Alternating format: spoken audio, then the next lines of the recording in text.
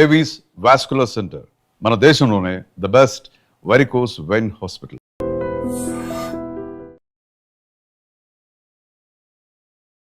Hello బర్నీ sir, నమస్తే అండి. ఎలా ఉన్నారు? సూపర్ అండి. మీరు సూపర్, ఆల్వేస్ ఎనర్జీ. నిజంగానే ఇక్కడ పెట్టి చెప్తున్నా. Sir thank you sir. నిజంగా ఎంతో మంది యంగర్ జనరేషన్స్కి కానీ ఎంతో మంది యాక్టర్స్కి కానీ ఒక బెస్ట్ ఇన్స్పిరేషన్. మెయిన్ లీడ్గా ఎలా చేయొచ్చు, విలన్గా ఎలా చేయొచ్చు, ఎక్సలెంట్ ఆర్టిస్ట్గా ఎలా చేయొచ్చు అనేది బెస్ట్ ఎగ్జాంపుల్ సార్. చాలామంది సీరియల్స్కి వెళ్తే హీరోలు ఎవరు అంటారు, హీరోగా ఉంటే మళ్ళీ సీరియల్స్కి వెళ్తే మళ్ళీ ఆపర్చునిటీ రాదంటారు, విలన్గా చేస్తే అమ్మో మెయిన్ లీడ్ చేసి విలన్గా ఏంటి అని అడుగుతారు, విలన్గా చేసిన తర్వాత మళ్ళీ మెయిన్ లీడ్ చేయరేమో అంటారు. అందరికీ కూడా స్టాంపింగ్ దింపేశారు సార్ మీరు ఒక బ్రాండ్గా. అంటే ఇన్స్పిరేషన్ అనే మాట మనం అది వాడచ్చో వాడకూడదో తెలియదు కానండి. టీవీ వరకు అయితే నేను ఒక మాట చెప్తానండి. ఒక్కొక్కరికి కెరీర్ ఒక్కొక్కరికి స్టార్ట్ అవుతుంది. ఒకరికి నెగిటివ్ క్యారెక్టర్స్ స్టార్ట్ అవుతుంది, కొంతమందికి హీరోస్తో స్టార్ట్ అవుతుంది. టీవీ అనేంత వరకు పలానా వ్యక్తి హీరో మెటీరియల్ అని మనం చెప్పలేము. మనం వేరే మూవీస్కి అయితే మనం చెప్పగలం ఏ ఉన్నాడు రా అని చెప్పి అంటాం. కానీ టీవీ వరకు ఒక సరైన క్యారెక్టర్ పడిపోయిందంటే మీకు ఒక 5-6 ఇయర్స్ వరకు మీకు అది తీసుకెళ్ళిపోతుంది. ఒక ప్రాజెక్ట్లో మంచి నేమ్ వచ్చిందంటే పట్టుకెళ్ళిపోతుంది అది. బట్ నాకేమైపోయిందంటే స్టార్టింగ్ కెరీర్లో అది ఒక హీరోని రీప్లేస్ చేయడం వలన వచ్చిన ఆఫర్ ద్వారా నేను హీరోగా ఎంటర్ అయ్యాను. బట్ నేను హీరో మెటీరియల్లో కాదో నాకు నిజంగా అప్పుడు తెలియదు నాకు. బట్ హీరో మెటీరియల్ కాకపోయినా మరి హీరో క్యారెక్టర్ చేసేసానేమో నేను. లైక్ ఫస్ట్ ప్రాజెక్ట్ నా కెరీర్ స్టార్ట్ అవడే మా టీవీ నుంచి స్టార్ట్ అయింది. అది విజ్ఞాన్ రత్తయ్య గారు ప్రాజెక్ట్, అది మా టీవీ సీరియల్ నా ఫస్ట్ ప్రాజెక్ట్ అది. అది చూసి సెకండ్ ఈటీవీలో కూడా హీరోని మళ్ళీ రీప్లేస్ చేయడం వల్ల మళ్ళీ దాంట్లో కూడా హీరోగా ఎంటర్ అయ్యాను మళ్ళీ. సో ఈ 2 పాజిటివ్ క్యారెక్టర్స్ చేస్తున్నప్పుడు జస్టిల్లో నుంచి కాల్ వచ్చిందండి నాన్న సీరియల్కి. ఆ 2 సీరియల్స్ చేస్తున్నంత వరకు నేను ఏదో వెళ్తుంది అంటే నన్ను అందరు ఆర్టిస్టులు కథ ప్రొడక్షన్స్ కలిపి తీసుకెళ్తున్నారు తప్ప నేను ఒక ఆర్టిస్ట్ అని చెప్పి నాకు ఒక కాన్ఫిడెన్స్ అది లేదు అప్పటికి. బట్ వేరేజ్ నాన్న సీరియల్ చేసిన తర్వాత మీకు జస్టిల్లో సీరియల్స్ అన్ని చూడండి, అంటే మిగిలిన సీరియల్స్కి జస్టిల్లో సీరియల్స్కి చాలా డిఫరెన్స్ ఉంటుంది. మీకు డైలాగ్ డిక్షన్ కానీ, మీకు స్క్రీన్ ప్లే కానీ, సీన్ టేకింగ్ కానీ మీకు డిఫరెంట్గా ఉంటుంది. So I got opportunity to work with Murali, చాలా మంచి డైరెక్టర్ ఆయన. ప్లస్ మీకు గుణం గంగరాజు గారి కథలు ఎలా ఉంటాయి మీకు తెలుసు కదా. It's a wonderful character and ఆడియన్స్లోకి చాలా బాగా వెళ్ళింది ఆ క్యారెక్టర్. నాన్నలో నా క్యారెక్టర్ పేరు కూడా భరణియే. సో ఈ ప్రియాంక స్టార్ట్ అయిన తర్వాత ఈ నానా సీరియల్ వచ్చేటప్పటికి ఏమైందంటే అప్పటికే టీవీలో చాలా ఎక్స్పీరియన్స్ ఉన్న ఆర్టిస్ట్ తోటి నేను వర్క్ చేసే అవకాశం కలిగింది. లైక్ ప్రియాంక వచ్చేటప్పటికి హరిత గారు, సుమనశ్రీ గారు, ఫాతిమా బాబు గారు, నీరజ, అంటే వీళ్ళు ఏంటంటే సీన్ ఇస్తే తినేస్తారు. సో అలాంటి ఆర్టిస్ట్ కౌశిక్ అండ్ శ్రీరాజ్, వీళ్ళందరూ అప్పటికే కౌశిక్ చాలా సీరియల్స్ చేస్తున్నాడు. కౌశిక్ అప్పుడు పెద్ద హీరో కౌశిక్ టీవీకి. సో వీళ్ళందరితో అవకాశం చేసే యాక్ట్ చేసే ఆపర్చునిటీ దొరకడం వల్ల ఏమైందంటే నాకు వాళ్ళ నుంచి కొన్ని నేర్చుకోగలిగాను నేను. సో అది నాకు నాన్నకు వచ్చేటప్పుడు హెల్ప్ అయింది. నాన్న వచ్చేటప్పుడు కూడా చిన్న ఆర్టిస్టులు కదా, అనితా చౌదరి అండ్ నవీన్, వాళ్ళు అప్పటికి బాగా, ప్రీతి అమీన్, సో వీళ్ళందరూ కూడా అప్పటికి బాగా వెల్ ఎస్టాబ్లిష్డ్ అయిపోయారు వాళ్ళు. సో నానా సీరియల్కి చేసిన తర్వాత బయటికి వెళ్ళిన తర్వాత ఆడియన్స్ గుర్తుపట్టడం స్టార్ట్ చేశారు. సో ఎప్పుడైతే మనకి బయటకు వెళ్ళినప్పుడు ఫొటోస్ మనతో దిగుతుంటారో ఒక తెలియని కాన్ఫిడెన్స్ మనది డెవలప్ అవుతుంది మనకి. సో ఓకే, మనల్ని మనం చేస్తున్న పెర్ఫార్మెన్స్ జనాలకు నచ్చుతుందని చెప్పి నాన్న ఇంకా ఎయిర్లో ఉంది, వెళ్తుంది, టెలికాస్ట్ అవుతుంది. ఆ టైంలోనే జెమినీకి చీలాసో స్రవంతి అనే సీరియల్ గురించి ఒక మెయిన్ లీడ్కి వాళ్ళు ప్రొడక్షన్ హౌస్ సెర్చ్ చేస్తున్నారు. సో నాన్నది ఎప్పుడైతే వీళ్ళు చూసి ఈ రిఫరెన్స్ తోటి వాళ్ళ దాంట్లో అంటే ఆడిషన్ తీసుకుని ఇచ్చారు character. But చీలాసో Sravanthi 1 week telecast అండి. ఆ క్యారెక్టర్ 1 వీక్లోనే ఆడియన్స్లోకి చాలా బాగా వెళ్ళింది. అదే అంట నేను గుడ్ ఆర్టిస్టా బ్యాడ్ ఆర్టిస్టా తీసి పక్కన పెడితే ఒక ఆర్టిస్ట్కి ఒక క్యారెక్టర్ రావడం అనేది ఆపర్చునిటీ. ఇది ఇక్కడ గుడ్ ఆర్టిస్ట్ లేడు, బ్యాడ్ ఆర్టిస్ట్ లేడు. ఆర్టిస్ట్కి అలాంటి క్యారెక్టర్స్ రావడం నిజంగా ఆపర్చునిటీ. నిజంగా ఇవన్నీ స్టార్స్, టీవీ ఆర్టిస్టులు అందరూ మంచి ఆర్టిస్టులే అండి. ద థింగ్ ఈస్ ఆ క్యారెక్టర్స్ అన్న కానీ పడితే వాళ్ళకి ఒక మైలేజ్, బ్రహ్మాండమైన మైలేజ్ వస్తుంది. మీకు చూడండి కొన్ని ఇప్పుడు ఆర్కే నాయుడు అంటే మొగల్ రేకులు, అంటే టీవీస్లో వీళ్ళు ఏంటంటే ఎరా వెళ్తుంది అది. అలాగే నిరుపంకి కార్తీక దీపం, వీళ్ళకి ఒక సీరియల్ అంటే వాళ్ళు మొత్తం మారిపోతాయి, డైమెన్షన్స్ అన్నీ మారిపోతాయి మీకు. అలాగే నా వరకు వచ్చేటప్పటికి చీలాసో స్రవంతి అది నిజంగా నేను నేను ఎప్పుడు కూడా చాలా హ్యాపీ ఫీల్ అవుతాను. అంటే రీసెంట్ టైమ్స్ లో కూడా నేను బయటకి 90s కిడ్స్ అందరికి కూడా చాలా ఫేవరెట్. ఇప్పటికీ అందరూ కూడా ఎవరైనా చీలాసో స్రవంతి గురించి మాట్లాడతారు. ఆర్టిస్ట్ గా నేను మాట్లాడుకోవాలంటే చీలాసో స్రవంతి ముందు తర్వాత మాట్లాడుకోవాలి. సార్, ఈ ఫిలిం అండ్ సీరియల్స్, ఈ యాక్టింగ్ కి బిఫోర్ గా అసలు బాటమ్ బాన్ ఎక్కడ, ఫ్యామిలీ బ్యాక్గ్రౌండ్ ఏంటి? నేను పుట్టింది రామచంద్రపురం అండి. స్కూలింగ్ అంతా నియర్ వైజాగ్, చెన్నైలో కూడా చదువుకున్నా. Father actually government employee, but my bad luck ఒక ఆయన సర్వీస్లో ఉండగానే 52 years అప్పుడు చనిపోయారు. అప్పుడు ఆయన ఉన్నంత వరకు నాకేం రెస్పాన్సిబిలిటీస్ అవి లేవు. తర్వాత నేను మదర్, తర్వాత నా వేరే ప్రొఫెషన్స్, ఆ తర్వాత 2003కి ఇంట్లో నాకు ఒక అన్నయ్య చెల్లి. సో డెఫినెట్గా ఇండస్ట్రీ కంటే ఎవరు ఒప్పుకోరు కదా, ఏం బాగానే ఉంది కదా, నువ్వు ఈ ప్రొఫెషన్లో ఉన్నప్పుడు బాగానే ఉన్నావు కదా, మళ్ళీ అది వేరే ప్రొఫెషన్ ఎందుకు సెలెక్ట్ చేసుకున్నా అని చెప్పి. యాక్టింగ్ అన్నది నాకు చిన్నప్పటి నుంచి నా డ్రీమ్ కాదు, యాక్టింగ్ అన్నది నేను ఆర్టిస్ట్ అవ్వాలని చెప్పి కోరిక కూడా నాకు లేదు.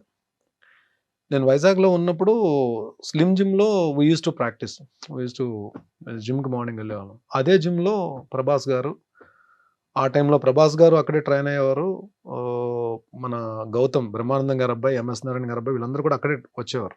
వాళ్ళతో పాటు ఇంకొంతమంది ఆర్టిస్టులు కూడా వచ్చేవారు. అంటే వీళ్ళందరూ కూడా బాగా మాట్లాడేవారు.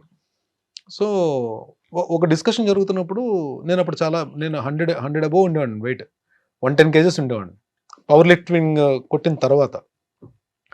సో డిస్కషన్లో ఎవరో ఇలా పిచ్చాపాటి మాట్లాడుకుంటే ఎవరో సరదా అన్నారు, భరణి కూడా ఇండస్ట్రీకి వస్తే బాగుంటుంది కదా అని చెప్పి. అంటే యువతలు ఇంకో అబ్బాయి ఎవరో, అప్పుడు నేమ్ రివీల్ చేయడం అనవసరం అది, తను ఏమన్నాడంటే భరణి వచ్చిన ఇండస్ట్రీకి వచ్చిన విలన్ పక్కన కర్ర పట్టుకుని నిలబడి ఎస్ బాస్ అనే క్యారెక్టర్స్ తప్ప ఏమి రావు అని. తను ఏదో నన్ను కించపరచాలని ఏమో అనలేదు, తన ఫ్లోలో వచ్చేసింది అది అనేసాడు. బట్ అది ఎక్కడో నేను నా పనులు నేను చేసుకున్నా సరే, అది ఎక్కడో నాకు మైండ్లో కొంచెం ఇలా అనేసి ఏంటారు బాబు, అసలు యాక్టింగ్ ఏంటి, అసలు చూద్దామా, ఇండస్ట్రీకి వెళ్దామా. కొంతమంది ఏమో ఎంకరేజ్ చేశారు, కొంతమంది డిస్కరేజ్ చేశారు. సో నేనేదో నార్మల్గా ఈ ఫోటోషూట్కి వెళ్ళి ఫొటోస్ పట్టుకుని హైదరాబాద్ వచ్చాను, ఎవరికి చెప్పను, ఇంట్లో అమ్మకు కూడా చెప్పలా. హైదరాబాద్ వచ్చి ఎక్కడ మన ఈ అమీర్పేట దగ్గర ఏదో స్టూడియో ఉంటే, డబ్బింగ్ స్టూడియోలో ఉంటే ఫొటోస్ ఇచ్చేసి వెళ్ళిపోయాను. అప్పుడు ఆ టైంలో మా టీవీ సత్య సీరియల్కి హర్షవర్ధన్, మన అమృతం హర్షవర్ధన్ హీరోగా అన్నాడు. సో తనకేదో మరి వేరే స్క్రిప్ట్ ఏదో రాయడమో లేదా తను ఏదో బిజీగా ఉండడం వలన ఆ ప్రాజెక్ట్ నుంచి బయటకు వెళ్తున్నప్పుడు అది సేమ్ ఆ హీరో రీప్లేస్మెంట్ గురించి లక్కీగా నేను ఫొటోస్ వేయడం వల్ల నాకు కాల్ వచ్చింది. అలాగే నా ఇంట్రో జరిగింది. ఇంకా అక్కడి నుంచి 2003 నుంచి 2020 వరకు అసలు అంటే సీరియల్స్లో అయితే గ్యాప్ లేకుండానే వర్క్ చేశానండి. అంటే కలాం తల్లి బ్లెస్సింగ్స్ మరి ఏమో ఐ డోంట్ నో, ఎక్కడ గ్యాప్ అయితే తీసుకోలేదు. నెంబర్ ఆఫ్ సీరియల్స్ అన్ని ఆల్మోస్ట్ ఆల్ ప్రొడక్షన్ హౌసెస్లో చేశాను. రాఘవేంద్ర గారి కంపెనీలో చేశాను, దాసరి గారి కంపెనీలో చేశాను, ఆర్కా మీడియాలో చేశాను, అన్నపూర్ణలో చేశాను. అన్ని ప్రొడక్షన్ హౌస్లో నేను ఈటీవీ ఇన్ హౌస్ చేశాను, ఈటీవీ జస్టెల్లో చేశాను. సో ఆల్మోస్ట్ అన్ని ప్రొడక్షన్ హౌసెస్లో చేశాను. అలాగే లక్ ఏంటంటే దాసరి గారితో ఆయన డైరెక్షన్లో వర్క్ చేసే అవకాశం దొరికింది. మైథలాజికల్ ఏమో రాఘవేంద్ర గారి డైరెక్షన్లో వర్క్ చేసే అవకాశం దొరికింది. అలాగే ఇప్పుడు మూవీస్లో బోయపాటి గారు, హరీష్ శంకర్ గారు, బాబీ గారు, రీసెంట్ ఆల్మోస్ట్ చేయని డైరెక్టర్ లేరు, చేయని యాక్టర్ లేరు, ఒక్క నాగార్జున గారు తప్ప. నాగార్జున గారితో చేసే అవకాశం రాలేదు. ముందు రోజుల్లో అది కూడా వచ్చేసేమో, ఎవరు చెప్పారు, చూస్తాం మేము కూడా. సూపర్. అండ్ సార్ 5 years ఎందుకు గ్యాప్ తీసుకున్నారు అనేది పక్కకు పెడితే, ఈ 22 years మీ సక్సెస్ఫుల్ జర్నీలో ఆల్మోస్ట్ 45,000+ ఎపిసోడ్స్, అంటే 70+ సీరియల్స్. అలా 70+ సీరియల్స్ అంటే అన్ని మనం మెయిన్ లీడ్ చేయలేదులేండి. అంటే చిన్న characters, important characters, cameo role అన్ని చేశాను, క్యారెక్టర్ ఆర్టిస్ట్ గా, negative roles. But main lead, main villain, anti heroes గా చేసినవి ఆల్మోస్ట్ ఒక 35 to 40 ఉంటాయి. మిగిలినవన్నీ కూడా క్యారెక్టర్ ఆర్టిస్ట్ గా చేశాను. ఈవెన్ ఫాదర్ క్యారెక్టర్స్ చేశాను. లాస్ట్కి వచ్చేటప్పటికి మీకు ఏది ప్రేమ్నగర్ అన్నపూర్ణ స్టూడియోస్, అది ఫాదర్ క్యారెక్టర్ కానీ మెయిన్ లీడ్ అది. తర్వాత అమ్మ కోసం Gemini main lead, Kathalo Rajakumari main lead, Punnaga main lead. అంటే ట్రూ. ఎండ్లో కూడా చేసినవి అంటే మెచ్యూరిటీ ఉన్న క్యారెక్టర్సే కానీ బట్ మెయిన్ లీడ్ క్యారెక్టర్సే చేశాను నేను. సూపర్. అసలు ఇలా అవుతుండగా అంటే సీరియల్ నుంచి స్టార్ట్ అయింది కదా సార్ మీ జర్నీ. ఫిలింలో ఎలా స్టార్ట్ అయింది? ఫస్ట్ ఫిలిం ఏంటి మీది? సో ఇది చెప్పాలండి, నా పని నేను చేసుకుని వెళ్తున్నా. ఒకరోజు నేను షూటింగ్లో ఉండగానే రాజీవ్ అన్న కాల్ చేశాడు. రాజీవ్ మేమందరం కూడా యూజ్ టు ప్లే క్రికెట్ అందరం కూడా. రాజీవ్ అన్న కాల్ చేసి ఎక్కడున్నారా మీరంతా అని చెప్పంటే ఇంకా 2-3. సరే మేము ఎలా అని చెప్పంటే మేము ఫిలిం సిటీలో షూట్ చేస్తున్నాము యమదొంగ సినిమాకి, తారక్ హీరో యమదొంగ. సో నేను ఒక 3-4 కొన్ని క్యారెక్టర్స్కి ఒక 4 పేర్లు నేను సజెస్ట్ చేశాను. అంటే వాళ్ళకి కూడా కావాలి, కొంచెం ఫెమిలియర్ ఫేసెస్ కావాలి. సో సజెస్ట్ చేశాను, మీరు ఒకసారి ఫిలిం సిటీకి రండి అని చెప్పాను. కానీ షూటింగ్ ప్యాకప్ అయినా మేము వెళ్ళాం. వెళ్తే ఫస్ట్ టైం రాజమౌళి గారిని కలవడం. సో రాజీవ్ అన్న మమ్మల్ని ఇంట్రడ్యూస్ చేశాడు. చూసిన తర్వాత అన్ని క్యారెక్టర్లకి కో డైరెక్టర్ గారు మమ్మల్ని ఓకే చేస్తారు. నాది అందులో మోహన్ బాబు గారు రాజీవ్ కాంబినేషన్. రాజీవ్ అన్న ఇంద్రుడు, నేను వాయుదేవుడు. ఒక ఎపిసోడ్ ఉంటుంది, పెద్ద ఎపిసోడ్ ఉంటుంది, అది యముడు ఇంట్రో తోటి ఎపిసోడ్ ఉంటుంది. ఫస్ట్ టైం అంటే బిగ్ స్క్రీన్ కి వెళ్ళి రాజమౌళి గారితో వర్క్ చేసే అవకాశం. ఫిలిం డైరెక్షన్ రాజమౌళి గారితో స్టార్ట్ చేశారు. సో మొత్తానికి ఆ యమదొంగ సినిమా చేసి వచ్చాం. అంటే మంచి క్లోజులు పడ్డాయి. అప్పుడు క్లోజ్ పడితేనే హ్యాపీ కదా, మనకు ఒక సెపరేట్ క్లోజ్, బయటకు వచ్చి నాకు ఒక క్లోజ్ పడిందని చెప్పి. ఇది ఫస్ట్ ఎక్స్పీరియన్స్. అయితే సెకండ్ ఎక్స్పీరియన్స్ ఏమవుతుందంటే మనకి, అంటే టీవీని నేను తక్కువ చేయలేదండి. టీవీని ఎప్పుడు నెగ్లెక్ట్ చేయలేదు. టీవీ నాకు అన్నం పెట్టింది, టీవీ నాకు గౌరవం ఇచ్చింది, టీవీ నాకు సెలబ్రిటీ హోదా ఇచ్చింది, టీవీ నాకు ఫైనాన్షియల్ ఫ్రీడమ్ ఇచ్చింది, టీవీ నాకు అవార్డ్స్ తెచ్చిపెట్టింది, టీవీ నాకు ఒక రకంగా నన్ను ఒక మెట్టు పైకి తీసుకెళ్ళింది నాకు. సో టీవీయే నాకు జనాల్లో గుర్తింపించింది, టీవీయే ఈవెన్ బిగ్ డైరెక్టర్స్ దగ్గరికి డోర్స్ ఓపెన్ అయ్యేటట్టు చేసింది. సో నేను వెళ్ళే ప్రాసెస్లో అంటే అటు మంచి ఉంటుంది, చెడు ఉంటుంది. మళ్ళీ వేరే సినిమా నుంచి కాల్ వచ్చింది, వేరే మూవీ నుంచి కాల్ వచ్చింది. అంతే కదా, మనం మంచి ఎగ్జైట్ అయిపోయి వెళ్ళిపోతాం కదా. వెళ్ళిపోయి టైమింగ్స్ కొనుక్కున్నాం, వెళ్ళిపోయాం. అప్పుడు నాకు కార్ కూడా లేదు, నేను బైక్ 2 వీలర్ మీద వెళ్ళేవాడిని. సో 2 వీలర్ మీద వెళ్ళిపోయి వాళ్ళు చెప్పిన లొకేషన్కి, అప్పుడు మనకి ఈ స్మార్ట్ ఫోన్స్ లేవు కదా, లైక్ అంటే 2000 స్మార్ట్ ఫోన్స్ లేవు, నార్మల్ ఫోన్సే. కనుక్కొని కోఆర్డినేటర్ పట్టుకుని లొకేషన్కి వెళ్ళిపోయాను. లొకేషన్కి వెళ్ళిపోయి వాళ్ళు ఒక యూనిఫామ్ ఇచ్చారు, యూనిఫామ్ వేసేసుకున్నాను. ఫస్ట్ టైం నేను పోలీస్ ఆఫీసర్ అని చెప్పి ఒక చిన్న ప్రౌడ్ తోటి లొకేషన్లోకి ఎంటర్ అయ్యాను. హాల్లోగా ఆశీష్ విద్యార్థి కాంబినేషన్ అని చెప్పన్నారు. అప్పటికి ఆశీష్ విద్యార్థి బాగా మూవీస్లో బాగా వస్తున్నారు ఆయన. లోపలికి వెళ్ళేటప్పటికి ఒక 200 మంది పోలీస్ ఆఫీసర్స్ ఉన్నారండి. నా అలాగే యూనిఫామ్ వేసుకుని అందరూ ఉన్నారు. నాకేం అర్థం కాలే ఒక్క నిమిషం. సో నన్ను కొంచెం ఫిట్గా ఉన్న వాళ్ళని, కొంచెం ఆ యూనిఫామ్ కరెక్ట్గా క్యారీ చేసే వాళ్ళని కొంతమందిని, ఒక 30 మందిని సెలెక్ట్ చేసి ఫస్ట్ 3 లైన్స్లో నిలబెట్టారు. నేను 3rd లైన్లో ఉన్నా. ఒకసారి కెమెరా అలా వెళ్ళినప్పుడు సినిమా చూస్తే నా ఫేస్ తెలిసే లోపల కెమెరా వెళ్ళిపోతుంది, మళ్ళీ బ్యాక్ నుంచి ఒక షాట్ వెళ్తుంది. 2 షాట్లు ఉంటాయన్నమాట మొత్తం సినిమాలో. సో నేను వచ్చి షాట్లో నిలబడిన తర్వాత నేను ఈ క్యారెక్టర్ చేయనని చెప్పలేను నేను. సో నేను డిసైడ్ అయిపోయాను. So we have to experience it, we have to face it. అక్కడికి వచ్చిన తర్వాత నేను చేయనండి అని చెప్పడం కూడా కరెక్ట్ కాదు. వాళ్ళ ఆ తక్కువ టైంలో వేరే అంటే ఆ వర్డ్ కూడా నాకు నచ్చదు. జూనియర్ ఆర్టిస్ట్ అనడం కూడా నాకు నచ్చదు. జూనియర్ ఆర్టిస్ట్ కూడా వాళ్ళు కూడా ఆర్టిస్ట్లే. నేను ఆ జూనియర్ అనే పేరు వాడడం కూడా నాకు నచ్చదు. Even I respect them. నేను వాళ్ళు నిజంగా వాళ్ళతో చాలా గౌరవంగా, చాలా పద్ధతిగా మాట్లాడతాను. లొకేషన్స్ ఒకటి అక్కడ వాళ్ళు కూడా నన్ను బాగా ఇష్టపడతారు నన్ను, ఎందుకంటే చాలా మందితో వర్క్ చేశాను కదా నేను, వాళ్ళు కూడా ఇష్టపడతారు. సో ఏమైపోయిందంటే లంచ్ బ్రేక్ వచ్చేటప్పటికి బయటకు వెళ్తే మొత్తం ఈ 300 మందితో లైన్లో నిలబడి ప్లేట్ పట్టుకుని వెళ్ళాలి ఉంటుంది కదండి. So I had lunch. నాకు ఎక్కడో ఒకటి నేను చేసిన కరెక్టా రాంగా ఒక తెలియని జడ్జిమెంట్లో ఉన్నాను, అలాగనే వెళ్ళలేను. బట్ నా మనసుకు నేనే సమాధానం చెప్పుకున్నా, నో ఇది జరగాలి, నువ్వు అన్నీ ఫేస్ చేయాలి ఇండస్ట్రీకి వచ్చిన తర్వాత.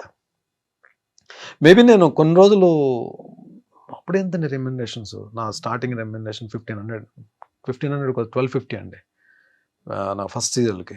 సెకండ్ సీరియల్కి 1250 నుంచి 1700కి వెళ్ళి ఉంటాను. నిజంగా అప్పుల్లో 2003లో. తర్వాత చిలాసో స్రవంతి తర్వాత నేను అడిగిన రెమ్యునరేషన్ ఇచ్చారు తప్ప, అప్పటి వరకు చిలాసో స్రవంతి తర్వాత నేను అడిగిన రెమ్యునరేషన్ ఇవ్వడం స్టార్ట్ చేశారు. అంతవరకు వాళ్ళు ఏ రెమ్యునరేషన్ అడిగితే రెమ్యునరేషన్ మాత్రం నేను ఎప్పుడు డిమాండ్ చేయలేదండి. అది చాలా మంది ప్రొడక్షన్ హౌస్లో నేను చాలా కంఫర్ట్గా వాళ్ళు చెప్పిన టైంకి వెళ్ళేవాడిని. వాళ్ళు ఏ టైంకి వెళ్తే వాళ్ళు ఏ టైంకి వచ్చి తెల్లారుజామున సార్ డబ్బింగ్ చెప్పేసి నేను డబ్బింగ్స్ ఫినిష్ చేసి నా వల్ల మాత్రం ఎప్పుడు ఏ ప్రాబ్లం కూడా ఏ ప్రొడక్షన్ హౌస్కి క్రియేట్ చేయలేదు. అండ్ వాళ్ళు చాలా మంది చెప్పారు కూడా నాకు. సో అది ఎక్స్పీరియన్స్. అది బ్యాడా గుడ్డా తీసి పక్కన పెట్టండి. మనం అక్కడికి వెళ్ళిన తర్వాత we have to face it. So ఏదైనా సరే అంతే, మనం ఒకసారి తెలియకుండా ఒక దాంట్లోకి వెళ్తాం. మనం అక్కడికి వెళ్ళిన తర్వాత పశ్చాత్తాపడడం కన్నా you face it, you experience it, you enjoy it. అది అలాగే 2-3 జరిగిన ఇన్సిడెంట్స్ ఉన్నాయి.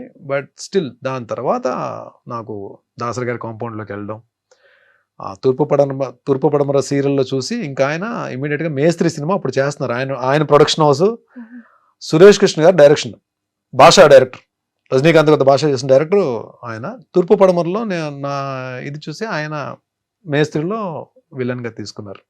అలాగా దాసరి గారి కాంపౌండ్లోకి ఎంట్రీ జరిగింది. బట్ దాసరి గారు మాత్రం నేను ఈ ఇంటర్వ్యూ పరంగా ఇంటర్వ్యూ ద్వారా ఆయన ఆత్మకి శాంతి చేకూరాలని చెప్పి నేను కోరుకుంటున్నాను. బట్ ఎంతమందిని డైరెక్టర్స్ని ఇచ్చారు, ఎంతమంది ఆర్టిస్టులు ఇచ్చారు, లెజెండ్స్ని ఇచ్చారు ఆయన కాంపౌండ్ నుంచి వచ్చిన వాళ్ళు. అలాంటి వ్యక్తి భరణి టీవీలో చూసి భరణిని తీసుకెళ్ళి ఆయన మూవీస్లో ఆయన ఉన్నప్పుడు నేను ఎంటర్ అయిన తర్వాత ఆయన చేసిన 4 సీరియల్స్లో మెయిన్ క్యారెక్టర్స్ ఇచ్చారండి. ఆయన ప్రొడక్షన్ హౌస్ నుంచి వచ్చిన 3 సినిమాల్లో కూడా క్యారెక్టర్స్ ఇచ్చారు. పరమవీర్ చక్ర క్యారెక్టర్ ఇచ్చారు, యంగ్ ఇండియా క్యారెక్టర్ ఇచ్చారు, మేస్త్రి మెయిన్ విలన్ ఇచ్చారు. Super sir.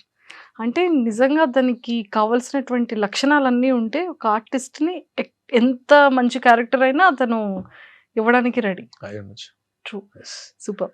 అండ్ మేస్త్రి ఫస్ట్ ఫిలింలో మంచి మెయిన్ విలన్ క్యారెక్టర్.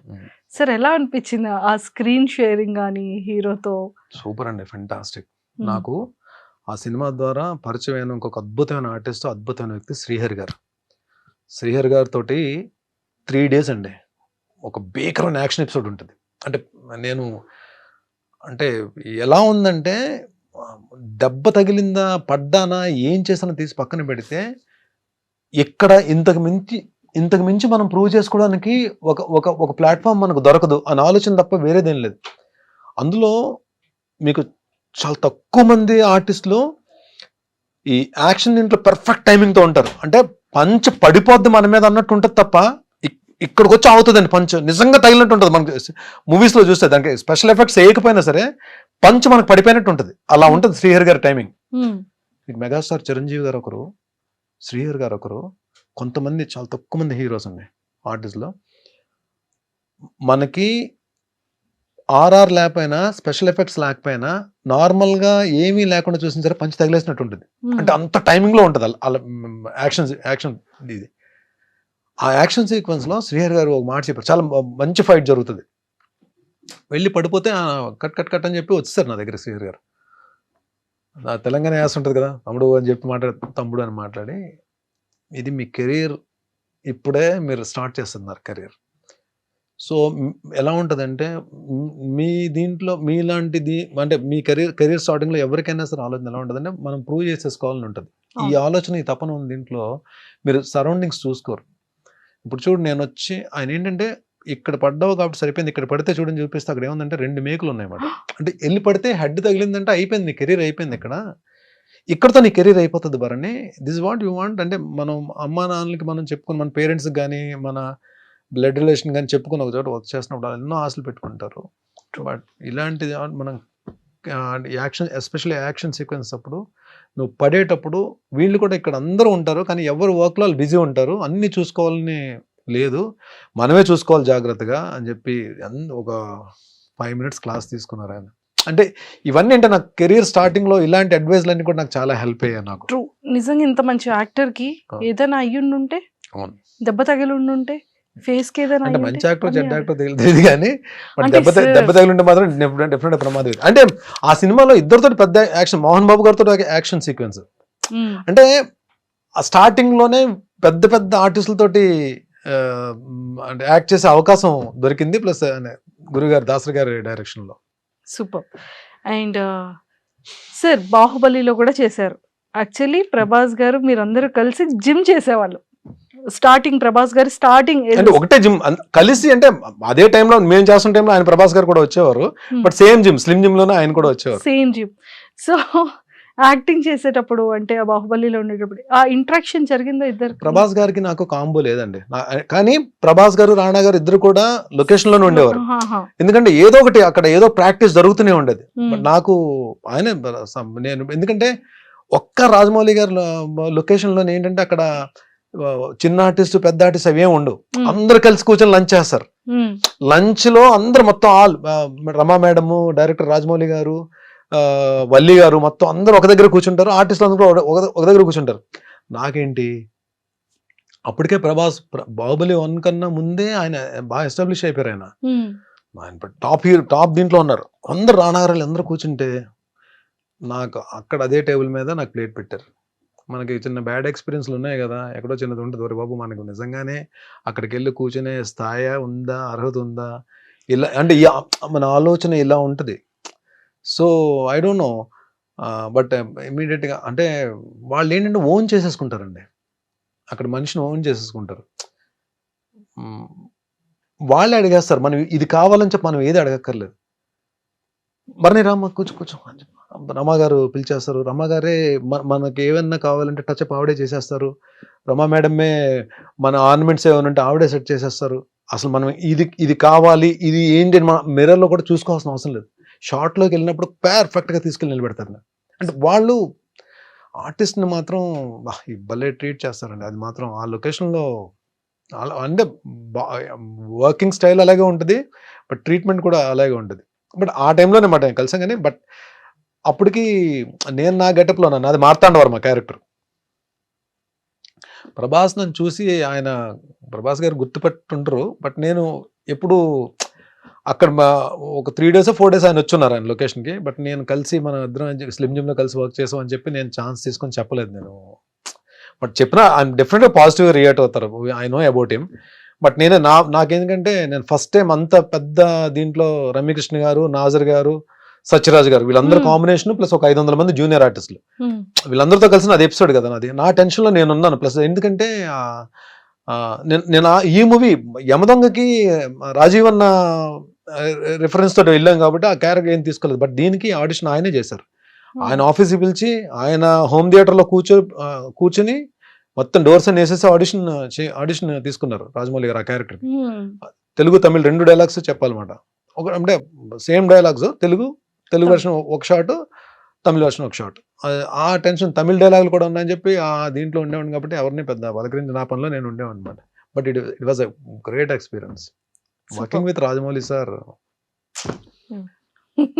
కలాం తల్లి. నెక్స్ట్ ఫిలిమ్స్ లో రాజమౌళి సార్ నెక్స్ట్ అంత మనం రాజమౌళి గారి సినిమాలో 2 సినిమాలు చేసాం కానీ మన కాల్ వచ్చేస్తుంది అనుకుంటే అది పొరపాటు అండి. అది ఎవరో లక్, ఎవరు మావాడు శేఖర్ కదా, పేరే ఛత్రపతి శేఖర్ అని పెట్టారు. అంటే రాజమౌళి గారి మూవీస్ లో మాక్సిమం ఉంటాడు. శేఖర్ కి లక్ ఉంటది కానీ అందరు ఆర్టిస్టులకి అలా రాదు, అంటే రిపీట్ చేయడానికి రాదు. But one thing I'm sure about that, ఈ క్యారెక్టర్ కి భరణి పనికొస్తాడు అంటే అది ఒక సీన్ క్యారెక్టర్, ఒక షాట్ క్యారెక్టర్, భరణి పనికొస్తాడు అని చెప్పి ఆయన కనిపిస్తే మాత్రం ఎక్కడున్నా పట్టుకెళ్తారు. సార్ నిజంగా డైరెక్టర్స్ మైండ్ లో అంతమంది యాక్టర్స్ ఎలా ఉంటారు సార్ ఆ మైండ్ లో? అంతే, అది మనం అంతే, అదొక few people are like walking encyclopedia అంతే. సూపర్. అండ్ చాలా మంది యాక్టర్స్ తో కూడా చేశారు. అంటే బాలయ్య బాబు గారు అఖండ 2లో కూడా ఉన్నారు.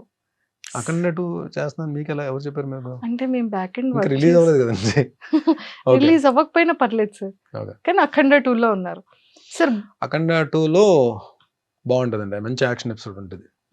అంటే అది సిచ్యువేషన్ ఏంటని నేను చెప్పడం కరెక్ట్ కాదు కానీ మంచి ఎపిసోడ్ ఉంటుంది. నన్ను కొట్టిన తర్వాత ఆయన చెప్పే డైలాగులు పేలిపోతాయి, నెక్స్ట్ లెవెల్ ఉంటాయి. అంటే ఆ మూమెంట్ ఉంటుంది. ఆయన బాలయ్య గారు అంటే బాలయ్య గారు బోయపాటి గారు అంటే మీకు డైలాగ్స్ ఎలా ఉంటాయో తెలుసు కదా, మామూలుగా ఉండదు అది. అలాంటిది ఆ ఎపిసోడ్లో చెప్పే స్ట్రాంగ్ డైలాగ్స్, అంటే మంచి జనాల్లోకి వెళ్ళే డైలాగ్స్ నన్ను కొడుతూ చెప్తారు, అది బాగుంటుంది dialogues. Super sir. Balayya Babu గారికి మీకు ఏమైనా మెమరబుల్ మూమెంట్స్ ఏమైనా? బాలయ్య బాబు గారికి అరే నాకు- మామ కాదు, కాదు. బాలయ్య బాబు గారు యాక్చువల్లీ నేను ఆయనతో డిక్టేటర్ అనే మూవీ వచ్చింది శ్రీవాస్ గారి డైరెక్షన్లో. నేను ఆయనతో క్యారెక్టర్ చేశాను కానీ అది నా అదృష్టం వల్ల ఏంటో అది ఎడిటింగ్లో క్యారెక్టర్ లేచిపోయింది. ఒక రెండు మూడు షార్ట్స్లోనో ఒక మ్యాక్సిమం ఒక 5 షార్ట్స్లోనో ఉంటాను నేను. అప్పుడే బాలయ్య బాబు కొంచెం పరిచయం. బాలయ్య ఆయన ఎనర్జీ లెవెల్స్ అంటే ఆన్ స్క్రీన్ మీకు చూసింది చాలా తక్కువ అండి. ఆఫ్ స్క్రీన్ కూడా చాలా ఎనర్జెటిక్గా ఉంటారు ఆయన. సో లొకేషన్లో మార్నింగ్ 6:30 6:45 ఫస్ట్ షాట్ వీళ్ళు ఏంటంటే ప్లాన్ చేసుకుంటారు కదా యాక్షన్ సీక్వెన్స్లు అన్నప్పుడు. ఆర్టిస్టులు అందరూ ఉన్నప్పుడు అంతమంది ఆర్టిస్టులు ఉన్నప్పుడు కొంచెం టైం టేకింగ్ ఎక్కువ ఉంటుంది కదా. బట్ ఈవెన్ దో వాళ్ళు 7:30 ఫస్ట్ షాట్ పడితే ఏమవుతుందంటే వాళ్ళకి వర్క్ ఫాస్ట్ అవుతుంది. సో 7:30 అనేటప్పటికి మనం ఏమనుకుంటాం మామూలుగా ముందు వేరే షార్ట్స్ తీసి తర్వాత హీరో గారు వచ్చిన తర్వాత ఫస్ట్ షార్ట్ 7:30కి ఆయన షార్ట్ పడుతుంది బాలయ్య గారు. అంటే ఆయన ఏంటి 6కి ఎంతకు వచ్చేయాలి కదా. ఈయన 6కి వచ్చేస్తారని చెప్పి మనం కాంబినేషన్లో ఉంటాం. ఏ షార్ట్ పడతారో తెలియదు కదా. మనకు ఒక టైం చెప్పేస్తారు 6:45 విత్ మేకప్ అని చెప్తే మనం ఫిలిం సిటీలో షూటింగ్ అంటే ఇక్కడ 5కి బయలుదేరాలి. ఎన్ని రోజులు నేను ఒక్క 2 minutes అయినా ఆయనకన్నా ముందుందని ట్రై చేసిన. లాస్ట్ వర్కింగ్ డే ముందు రోజు ఏంటో ఆయన కారు కరెక్ట్గా ఎంటర్ అవుతుంది ఫిలిం సిటీలోకి, ఆయన వెనక నేను ఎంటర్ అయ్యాను. అదొక రోజు అంటే అచీవ్ చేయగలిగాను అనమాట. అంటే అట్లీస్ట్ ఆ కార్ని దగ్గరికి కొంచెం వెళ్ళగలిగాను. ఆయన బాబోయ్ నెక్స్ట్ లెవెల్ అండి బాబు. పంక్చువాలిటీ కానీ ప్లస్ ఇంకోటి మనం యాక్షన్ సీక్వెన్స్లు కానీ బాగా చేసి టైమింగ్లో చేస్తే ఆయన చాలా బాగా మెచ్చుకుంటారు. నాకు దీంట్లో కొన్ని రిస్కీ షాట్స్ ఉంటాయి, అంటే రోప్ షాట్స్ అవి ఉంటాయి. అది లక్కీగా ఏంటంటే అంతమంది మనకి ఎలా ఉంటుంది మన మైండ్ సెట్, అంతమంది ఆర్టిస్టులు వెయిట్ చేస్తున్నప్పుడు, ఇంత ప్రొడక్షన్ హౌస్, ఒక పక్క ఫైట్ మాస్టర్స్, ఒక 2 కెమెరాస్, వీళ్ళందరూ ఉన్నప్పుడు మనం ఒక సింగిల్ టేక్ చేయకపోతే మన గురించి అందరూ మళ్ళీ వెయిట్ చేయాలి. మనకు అది ఒకటి ఉంటుంది కదా మైండ్లో. లక్కీగా ఒక రిస్కీ షాట్ సింగిల్ టేక్లో అయిపోయింది. ఇమీడియట్గా బాలయ్య అన్నారా? Super sir. అంటే ఒక యాక్టర్ కి ఇలాంటి నెగిటివ్ క్యారెక్టర్స్ వచ్చేటప్పుడు ఇది చెప్పడం మర్చిపోయాను. మనం యాక్షన్ సీక్వెన్సెస్లో అలాంటి రిస్కీ షాట్స్ మనం చెయ్యాలి. మనం కెమెరా ముందు నిలబడి డైలాగ్స్ చెప్పడమే కూడా కాదండి. ఇప్పుడు ఈ రోజు రేపు మనకి అంటే ఆల్మోస్ట్ ఈవెన్ ఓటీటీ ప్లాట్ఫామ్ కానీ ఈ మా బిగ్ స్క్రీన్స్ కానీ పెద్ద హీరోస్ చేస్తున్నప్పుడు ఎక్కడో దగ్గర యాక్షన్ సీక్వెన్స్లో పడతాం మనం వెళ్ళి. సో కదా ఈ యాక్షన్ సీక్వెన్స్లో పడినప్పుడు రిస్కీ షాట్స్ చేయడానికి మనం అమ్మో ఈ షాట్ నేను చేయలేను అన్నాం అనుకోండి, అక్కడ డూప్ని పెట్టి చేయించవచ్చేమో, కానీ నెక్స్ట్ మూవీ మళ్ళీ మనకు కాల్ రాదు. What it you have to risk there. అక్కడ రిస్క్ చేయాలి. నేను చేయలేను అంటే ఆ టైంకి డూప్ని పెట్టేస్తారు, మన కాస్ట్యూమ్ తీసేసి డూప్ కేసి ఆ షార్ట్ ఫినిష్ చేస్తారు. కానీ అక్కడ ఏమవుతుంది నెక్స్ట్ బర్నీ వద్దులండి యాక్షన్ సీక్వెన్స్ 100కి మనోడు చేయలేనని చెప్పంటాడు. అది వెళ్ళిందంటే కరెక్ట్ కాదు. అది మనం రిస్క్ చేయాలి. ఆ రిస్క్ చేయాలంటే మనకు ఫస్ట్ ఉండాల్సింది ఏంటి? ఫిజికల్ ఫిట్నెస్ ఉంటే, మనం ఫిట్నెస్లో ఉంటే ఎలాంటి రిస్క్ షాట్ అయినా చేయడానికి మనకి ముందు చెప్పేస్తుంది. ఇది connection between heart and mind, ఇది గట్స్, దీన్ని జాగ్రత్తగా తీసుకెళ్ళరా అని చెప్పి ఆ టైమింగ్లో కానీ చేయగలిగితే మనం happily we can do. Super. కానీ ఆ రూఫ్ కట్టేటప్పుడు కానీ ఆ ఫైటింగ్ సీక్వెన్సెస్లో కానీ ఎంత జాగ్రత్తగా ఉన్నా ఖచ్చితంగా చిన్న చిన్న దెబ్బలు 100% తగులుతాయండి. 100% సో మీకు తగులుతాయి. అలా వెళ్ళి లారీని వెళ్ళి ఎక్కడో ఉంటుంది. లారీ ఆల్మోస్ట్ ఒక 40 feet దూరంలో ఉంటుంది. వెళ్ళి లారీకి వెళ్ళి గుద్దుకుంటే ఆ లారీ నిండా గన్నీ బ్యాగ్స్ ఉంటాయి. నాతో పాటు బ్యాగ్స్ అన్ని కింద పడతాయి. ఇది షార్ట్. ఇది షార్ట్ తేడా అయింది అనుకోండి, మళ్ళీ కిందకి పడిన గన్నీ బ్యాగ్స్ అన్ని మళ్ళీ లారీ ఎక్కించాలి కదా. ఇక్కడ ఎంత వర్క్ కదా వీళ్ళకి. అంటే అది అలా వెళ్ళిపోతుంది ఫ్రేమ్లో షార్ట్. ఫ్రేమ్లో మనకు సినిమా చూసినప్పుడు అలా వెళ్ళిపోతుంది, కానీ దాని వెనక ఎంత ఉంటుందంటే వర్క్ అసలు బ్లాస్ట్లు అవుతాయి పర్ఫెక్ట్గా. మళ్ళీ నా ల్యాండింగ్ కూడా పర్ఫెక్ట్గా ల్యాండ్ అవ్వాలి. ఏది దాన్ని తగులుకొని బ్యాగ్స్ అన్ని మీద పడుతున్నప్పుడు కూడా ల్యాండింగ్ కరెక్ట్గా ల్యాండ్ అవ్వాలి. ఎక్స్ప్రెషన్ మిస్ అవ్వదు, పెయిన్ ఎక్స్ప్రెషన్ ఇవ్వాలి. ఇంతలో పెయిన్ ఎక్స్ప్రెషన్ ఇవ్వాలి. At the same time dust అంతా పడుతుంటది, కింద నుంచి బ్లోయర్స్ తో కొడుతుంటారు. మళ్ళీ కింద నుంచి బ్లోయర్స్ తో కొడుతుంటారు కదా డస్ట్ కి. ఆ డస్ట్ నోట్లోకి వెళ్తుంటది, ముక్కులోకి వెళ్తుంటది, కళ్ళలోకి వెళ్తుంటది. స్టిల్ ఇక్కడ అంటే ఈవెన్ మనం హీరోస్ నిజంగానే వాళ్ళు చేసే యాక్షన్ సీక్వెన్స్ మనకు అలా వెళ్ళిపోతాయి, కానీ ఫైట్ చేస్తారంటాం. కానీ రియల్లీ దే వర్క్ హార్డ్ అండి. True. రియల్లీ అంటే చాలా పేషెన్స్ ఉండాలి. వాళ్ళు నిజంగా మెగాస్టార్ గారు ఆ ఊరికనే మెగాస్టార్ అవుతారండి. అందరూ కూడా వెంకటేష్ గారు, పవర్ స్టార్ గాని వీళ్ళందరూ కూడా, తారక్ వీళ్ళందరూ కూడా అంటే నిజంగానే వాళ్ళ పేషెన్స్ కానీ, వాళ్ళంతా ఫోకస్డ్గా వర్క్ చేసే విధానం కానీ, దే లవ్. అంటే ఇక్కడికి వచ్చిన తర్వాత మనం థియేటర్ చూసి క్లాప్స్ కొట్టి విజిల్స్ వేస్తాం, బట్ వెనక చాలా హార్డ్ వర్క్. చాలా హార్డ్ వర్క్ ఉంటుంది. సో అందుకే మూవీ షూటింగ్ కూడా అంత డ్యూరేషన్ పడుతూ ఉంటుంది. సార్ స్కిన్ కేర్ ఎలా తీసుకుంటారు? హెయిర్ పాడవకూడదు, స్కిన్ పాడవకూడదు. హెయిర్ పాడైపోయిందండి, హెయిర్ లూజ్ అయిపోయింది, హెయిర్ చాలా పోయింది. స్కిన్ కూడా ఏంటంటే నేను మేబీ నేను స్కిన్కి స్పెషల్గా నేను ఏం కేర్ ఏం తీసుకోవట్లేదు. మరి నేను అంటే మేబీ నా స్కిన్ కూడా పెద్ద సన్ స్క్రీన్ అవి ఏమో అంటే అంత పర్టికులర్గా నేను చేసే క్యారెక్టర్స్ అన్ని దెబ్బలు తగిలించుకునే క్యారెక్టర్లే కదా, పెద్ద గ్లామర్ పెద్ద ఏం అవసరం ఉండదు, పెద్ద మేకప్ కూడా వేయరు, వెళ్ళి వేస్తే మసి రాసేస్తారు ముఖానికి, లేదా బ్లడ్ ఏదో పడుతుంది. అంటే నేను ఇప్పుడు చేస్తున్న క్యారెక్టర్స్ అన్ని మూవీస్లో అందరు హీరోల చేత దెబ్బలు తినే క్యారెక్టర్లే కదా మ్యాక్సిమం వస్తాయి.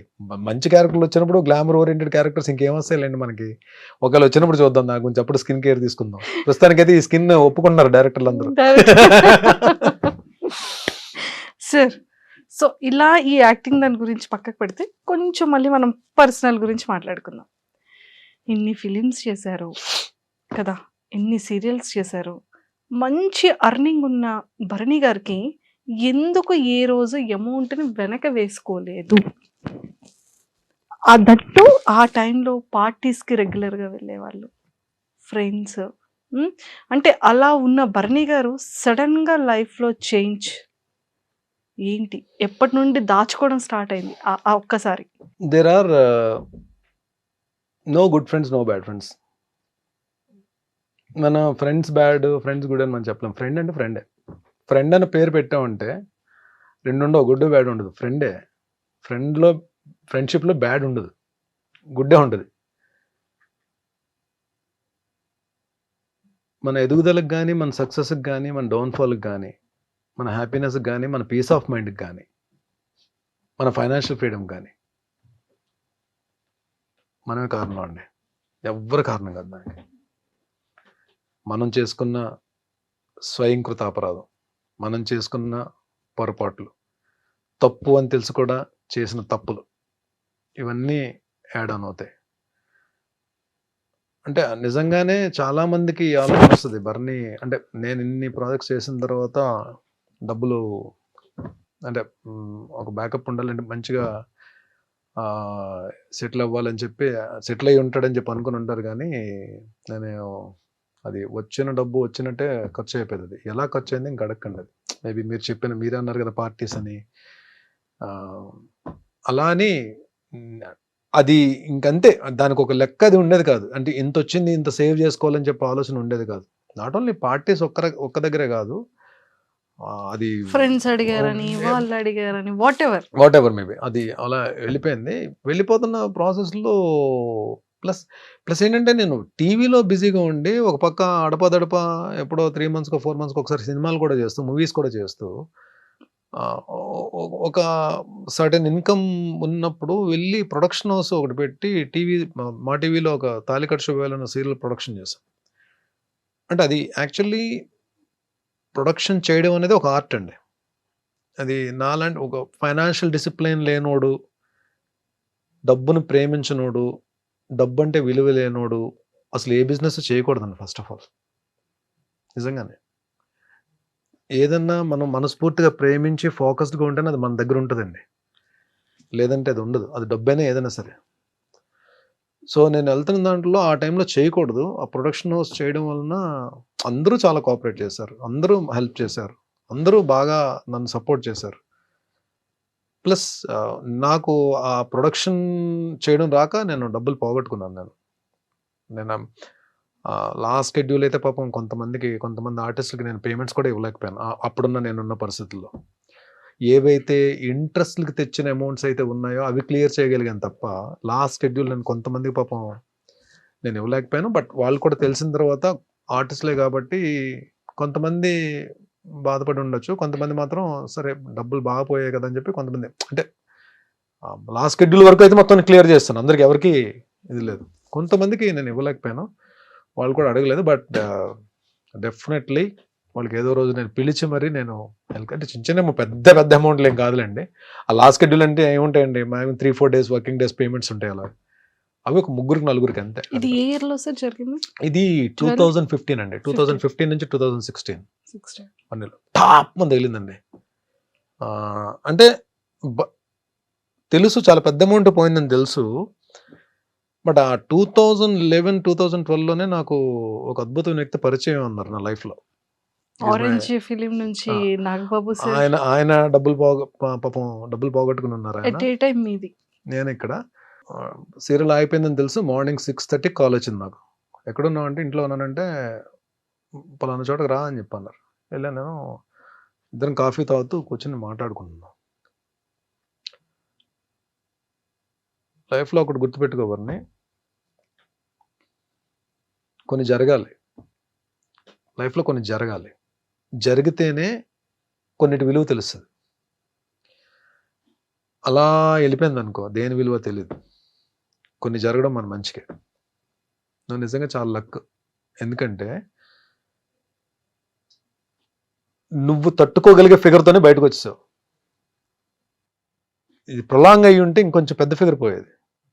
కాబట్టి ఫీల్ దట్ యువర్ లక్కీ. ఇంకో లక్ ఏంటంటే